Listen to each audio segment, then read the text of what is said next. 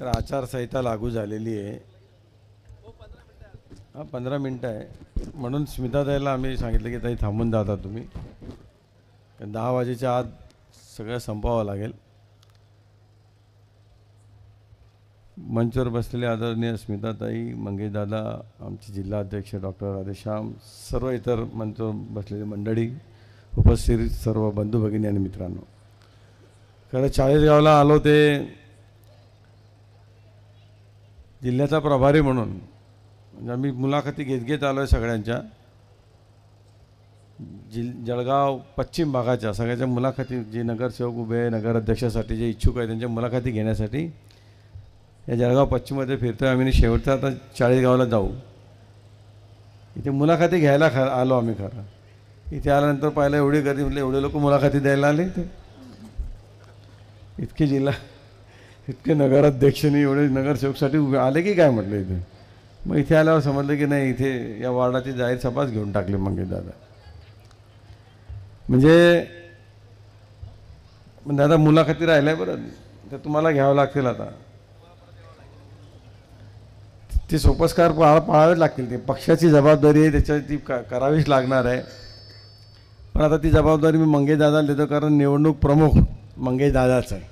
पूर्ण पश्चिम विभागाचे म्हणजे जळगाव पश्चिमचे पूर्ण तेच प्रमुख आहे. त्याच्यामुळे त्यांनी आता ती जबाबदारी घ्यावी आणि कोण नगराध्यक्ष आणि कोण त्याची यादी फक्त मला द्यायची उद्या रात्रीपर्यंत, ती तिकडे द्यायची पक्षाला.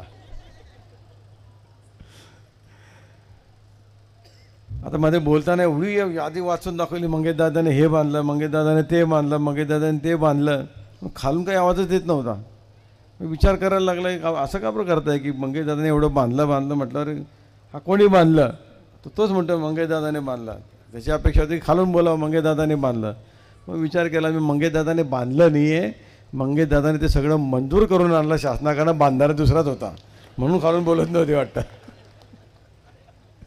एवढा पैसा मंजूर करून आणला की याला आमच्या मतदारसंघात आम्ही बोलवणार नाही. सांगायला बाबा तू येऊ नको तिकडे काही, उगाच आम्हाला म्हणजे तुम्ही चौथ्यांदा आमदार झाले, अजून तो दुसऱ्या तिसऱ्यांदा झाला, तुमच्यापेक्षा जास्त मंजूर करून आणलं. एक तर आला त्याने सांगितलं की पुढच्या कॅबिनेटमध्ये संजय भाऊ सोबत तुम्हाला पाहायचं आहे. गिरीश भाऊंचा पत्ता कट करतोय तो, सांगतो आता मी गिरीश भाऊंना. आता एका जिल्ह्यामध्ये एका पक्षामध्ये 3-3 कॅबिनेट बहुतेक देणार नाही काही. त्याच्यामुळे कोण कुठे गेला तो थांबदार, तुझं नाव सांगतो मी गिरीश भाऊंना, तुमचा पत्ता कट करतो भाऊ. पण आनंदच आहे, आमच्या पक्षामध्ये नवीन रक्ताला वाव देण्याचं काम त्या ठिकाणी होत असतं आणि काही आश्चर्य वाटणार नाही जर पुढच्या कॅबिनेटमध्ये मंगेशदादा तुम्हाला दिसले तर. या पक्षाची प्रथा परंपराच तशी आहे. जो काम करेल त्याला पुढे नेणं, जो पक्षासाठी काम करेल त्याला अजून पुढे न्यायचं, त्याला अजून पुढे न्यायचं. आणि म्हणूनच काही आश्चर्य वाटणार नाही तसंही घडलं तर.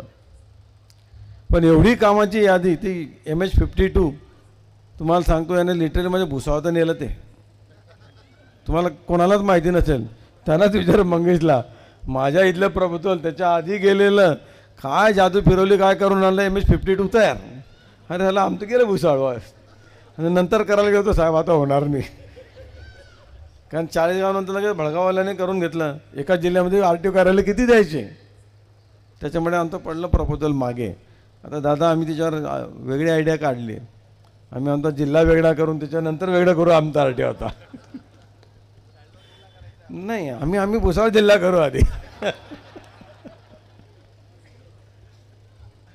पण आता त्याला काही चॅलेंज देऊन उपयोग नाही, तो आमच्या आधी जळगाव जिल्हा करून टाकेन बापा. नाही तर पण एक लक्षात ठेवा, इतकी कामं मंगेशदादांनी केली या चाळीसगाव शहरासाठी. हा कुठला पिरियड होता, इथे प्रशासक असतानाचा पिरियड होता, बरोबर आहे मंगेशदादा. एवढी कामं आणू शकला एक आमदार आणि हे जळगाव शहरासाठी करू शकला हे प्रशासक आहे इथे. म्हणून एखादी बॉडी जर असती तर ती सगळी कामं त्या बॉडीला कडनं मंजूर करून घ्यावी लागली असती. त्याची मंजुरी घ्यावी लागते, प्रपोजल द्यावे लागतात इथनं नगरपालिकेतनं. जर बॉडीज विरोधात असेल तर ते प्रस्ताव पाठवतील का ते? आमदार म्हणेल की असा प्रस्ताव बनवून पाठवा, मी मंजूर करून आणतो. बॉडी विरोधातली असली तर ते प्रस्तावच पाठवणार नाही. किंवा यांनी काही मंजूर करून आणलं तर त्याला त्यांच्या जनरल सभेत मिटिंगला ते मंजूर, आता काही नगरसेवक असतील त्यांना माहिती असेल की इथे मंजुरी घ्यावी लागते. म्हणून ही स्थानिक स्वराज्य संस्था नगरपालिका ताब्यात असणं त्याच्यासाठी गरजेचं आहे. नाही तर मंगे दादा तुम्ही एवढे शब्द तर दिले की मी 1000 कोटीचं काम मंजूर करून आणेल, पण ती स्थानिक स्वराज्य संस्था ताब्यात नसली तर ती 1000 कोटी आणून उपयोग होणार नाही, कारण त्या संस्थेने ते वापरले पाहिजे. हा अनुभव मी घेतलेला आहे.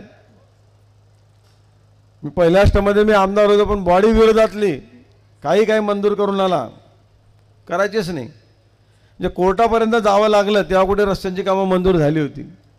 म्हणून ती स्थानिक स्वराज्य संस्थेची बॉडी जो आमदार आहे त्याच्या ताब्यात असली तरच ते कामं होऊ शकतात. म्हणून तुम्हाला ते नगरपालिका ताब्यात देणं आवश्यक आहे, नाही तर उपयोगच होणार नाही. त्याला आमदार केल्यानंतर पुन्हा मंत्री जरी झाला आणि ती नगरपालिका ताब्यात नसली तर मंत्री असूनही काही करू शकणार नाही. कारण स्थानिक स्वराज्य संस्थेला घटनेमध्ये स्वतंत्र अधिकार आहे. काही मंजूर करायचं असेल तर तिथे बहुमताने त्या बॉडीला मंजूर करावं लागतं ते, आणि ती बॉडी मंजूर करून ते ठराव करून मग शासनाला पाठवते आणि त्याच्यावर मग पैसे मंजूर होतात. आतापर्यंतचे जे घडलं आहे सगळं, जे इतका पैसा आला आहे ते केवळ प्रशासक आहे ते आमदारांचं ऐकतात, तसे प्रस्ताव बनवून पाठवतात म्हणून सगळं घडलं आहे. पण याच्यापुढे नगरपालिकेची निवडणूक आल्यानंतर एक स्वतंत्र बॉडी तयार होईल तिथे, आणि ती बॉडी जर मंगेशदादाची नसली तर मंगेशदादा पैसा आणू शकणार का? त्याच्यावर आणू शकणार नाही त्याच्यावर पैसा. म्हणून तुम्हाला सगळ्यांना विनंती आहे की नगरपालिका का मंगेशदादांच्या म्हणजे भाजपच्या ताब्यात का पाहिजे? ती याच्यासाठी पाहिजे की वर भाजपचं सरकार आहे आणि इथे ठराव जर जातील तर त्यावेळेस जर तिथे भाजपची नगरपालिका असेल तर ते ताबडतोब ते ठराव मंजूर मंगेशदादा करून घेतील. मग त्याला आम्ही कॅबिनेटमध्ये मंजुरी देऊ, ते सगळं पुढे जे काही सोपस्कार करायचे ते करू. पण मुळात नगरपालिकेची बॉडी ताब्यात नसली तर हे करणं अवघड जाणार आहे. म्हणून एवढा जीव तोडून जो पैसा आणतोय हा माणूस, त्याचा विनियोग जर चांगला करायचा असेल तर चांगली बॉडी तिथे निवडून आली पाहिजे. आज एका प्रभागासाठी म्हणजे 2 नगरसेवकांसाठी इतके चांगले वार्डामध्ये कामं केली, इतके लोकांना आनंद देणारे बगीचे आहेत, गार्डन्स आहेत, इतके स्मारक आहेत.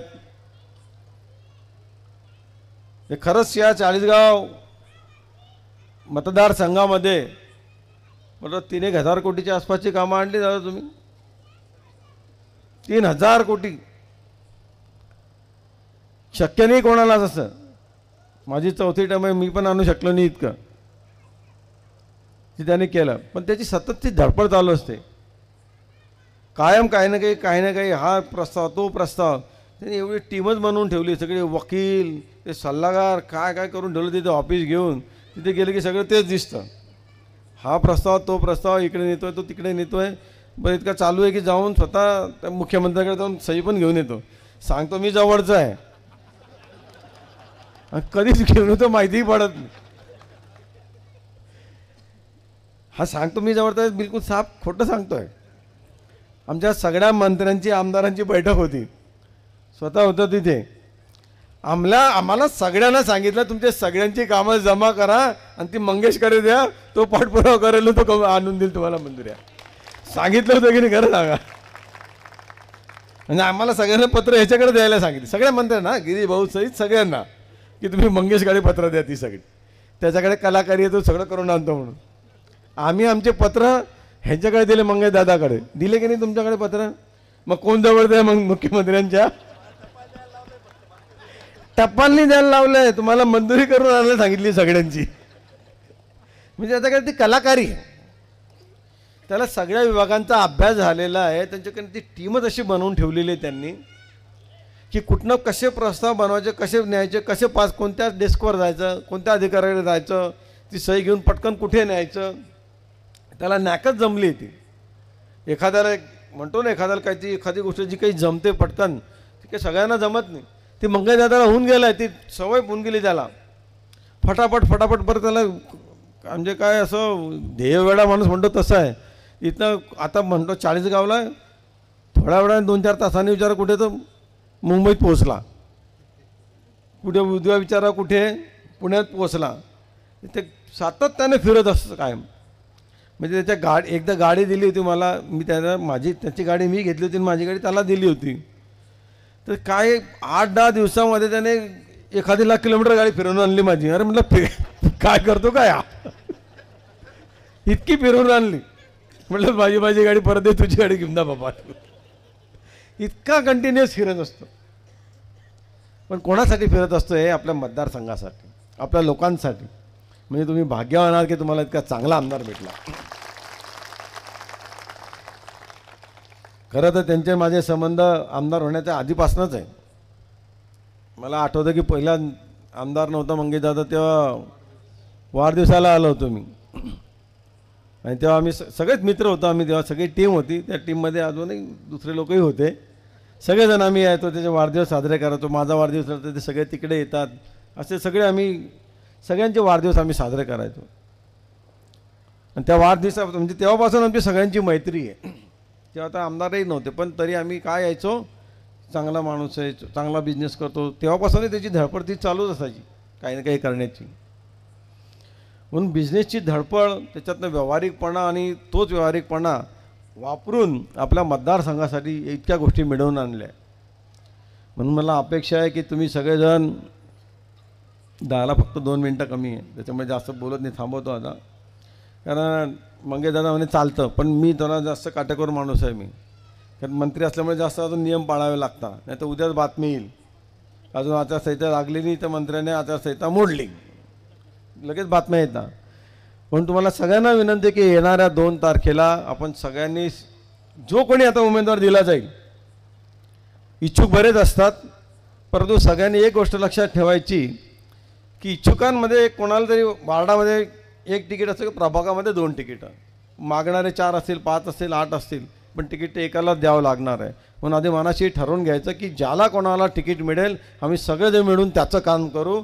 आमच्या आमच्या चाळीसगावच्या विकासासाठी एकालाच मतदान करू आणि त्यालाच निवडून आणू. ही खुणगाट तुम्ही तुमच्या मनाशी मांडा आणि भारतीय जनता पार्टीचे जे काही उमेदवार दिले जातील त्यांच्या पाठीशी उभे राहून त्यांना निवडून आणा, एवढीच विनंती करतो आणि थांबतो. जय हिंद, जय महाराष्ट्र.